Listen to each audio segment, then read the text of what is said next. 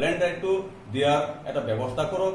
আনহাতে আমাক যিহেতু ইলেকশ্যনৰ আগমুহূৰ্তত তেখেতসকলৰ এইটো আমি কোৱা কথা নহয়, ইস্তাহাৰতে লিখা গৈছিলে যে সকলো জাতি জনগোষ্ঠীক মানে ডেভেলপমেণ্ট বোৰ্ড দিয়াৰ কথা তেখেতসকলে লিখিছিলে। গতিকে আমি নতুন কথা ক'ব যোৱা নাই, তেখেতসকলে যিখিনি কৈছিলে সেইখিনি কথা অৱগত কৰিব বিচাৰিছোঁ আপোনালোকৰ সংবাদ মাধ্যমৰ দ্বাৰা, যাতে নেকি চৰকাৰে হয়তো যিবোৰ পলম হৈ আছে, যিবোৰ ডেভেলপমেণ্ট বোৰ্ডে হওক বা লেণ্ডৰ ক্ষেত্ৰতে হওক, তো সময় থাকোঁতে সেইবোৰ যাতে নেকি চৰকাৰে দিয়াৰ ব্যৱস্থা কৰক, সেইটোৱে আমি কামনা কৰিছোঁ। আমি চৰকাৰৰ কোনো এগেইনষ্ট কৰিব যোৱা নাই।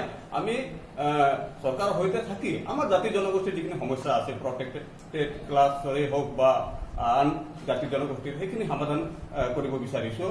আৰু লগতে যিখিনি স্কুলৰ সমস্যাই হওক বা বিভিন্ন সমস্যাবোৰ আছে, আমি নিযুক্তিৰ ক্ষেত্ৰতো আমি প্ৰটেক্টেড শ্ৰেণীত যিসকল পঢ়োঁ, আমি নিযুক্তিৰ ক্ষেত্ৰতো এটা ৰিজাৰ্ভেশ্যনৰ ব্যৱস্থা যাতে হওক, এটা কোটাৰ ব্যৱস্থা যাতে হওক আমি আশা কৰিছোঁ।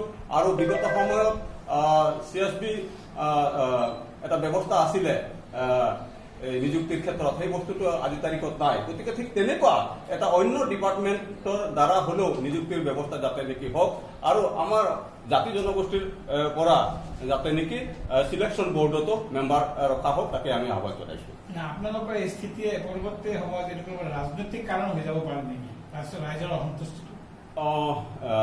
নিশ্চয় আমি তেনেকৈ ভবা নাই যে আমাৰ সন্মানীয় চিফ ডাঙৰীয়া খুব গভীৰ এটা বিষয়বোৰ লয়। তো আমি অতি সোনকালে তেখেতৰ সৈতে আমি এটা সজাতি দল আমি বহি পেলাই বিষয়বোৰ পুংখানুপুংখভাৱে আলাপ আলোচনা কৰিম, আৰু নিশ্চয় তেখেতে সেইখিনি সমাধান কৰাৰ নিশ্চয় চেষ্টা কৰিব, আৰু পৰৱৰ্তী সময়ত যাতে নেকি কোনো ধৰণৰ সমস্যা নহয়, এই ক্ষেত্ৰত আমি যৌথ আকাৰে আগবাঢ়িম।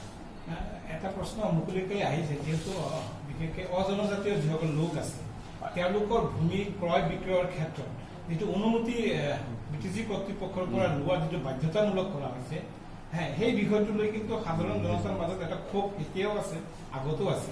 কিন্তু সিদিনা BTC চৰকাৰৰ প্ৰশাসনে যিটো সিদ্ধান্ত লৈছে, এই সিদ্ধান্তটো আপোনালোকে কি বৰ্তি থকাটো বিচাৰে নাই, সেইটো আকৌ বাতিল কৰিব লাগে, এনেকুৱা কি ধৰণৰ আলোচনা হ'ব পাৰে? আমাৰ ৰাইজৰ কোনো যাতে নেকি সমস্যা নহয় মাটি বাৰী কিনা বেচা ক্ষেত্ৰত, সেই ব্যৱস্থাটো থাকক। বাকী তেখেতসকলে অফিচিয়েলিভাৱে মানে এটা গঠনমূলক ব্যৱস্থা কৰাটো কৰক, কিন্তু সেই কিবা এটা ব্যৱস্থা কৰিব যোৱাতে সকলো জাতি জনগোষ্ঠীৰ যাতে কোনো এটা সমস্যা নহয়, তাকে আমি কামনা কৰিছোঁ।